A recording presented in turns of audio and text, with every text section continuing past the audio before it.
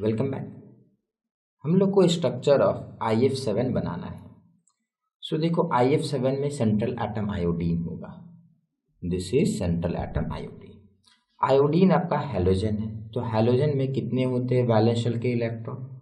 7 होते हैं। तो 1 2 3 4 5, ये मैंने 5 बनाए हैं, 6 एंड 7। ठीक है।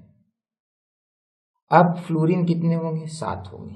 तो fluorine fluorine fluorine fluorine fluorine fluorine और फ्लोरीन।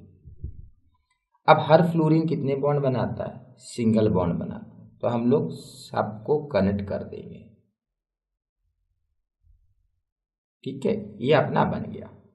जरा ध्यान से देखिए, तो इसमें लोन पेयर बचा, तो लोन पेयर नहीं बचा है। All bonds are what bond? They all are sigma bond. They all are sigma bond. So how many sigma bonds? 7 sigma bond. 7 sigma and how many lone pair? 0 lone pair. इसका सम को हम लोग क्या बोलते हैं? सिग्मा और lone pair का सम को स्टेरिक नंबर। कितना आया स्टेरिक नंबर? 7। अब 7 स्टेरिक नंबर का हाइब्रिडाइजेशन हो जाएगा sp3d3। ठीक है, तो sp3d3 का स्ट्रक्चर कैसा होता है? सो देखो sp3d3 का स्ट्रक्चर आपका ऐसा होगा। एक पेंटागन होगा और यहाँ पर आयोडीन होगा ऊपर और नीचे। यहाँ फ्लोरीन, यहाँ फ्लोरीन, यहाँ फ्लोरीन, यहाँ फ्लोरीन, यहाँ फ्लोरीन और यहाँ फ्लोरीन। तो मतलब एक पेंटागन होगा और ऊपर एक बॉन्ड और नीचे एक बॉन्ड। ये स्ट्रक्चर क्या दिखा?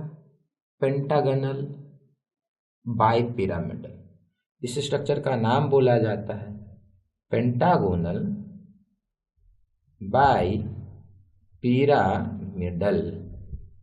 ठीक है, ये ध्यान रखेंगे। Thank you.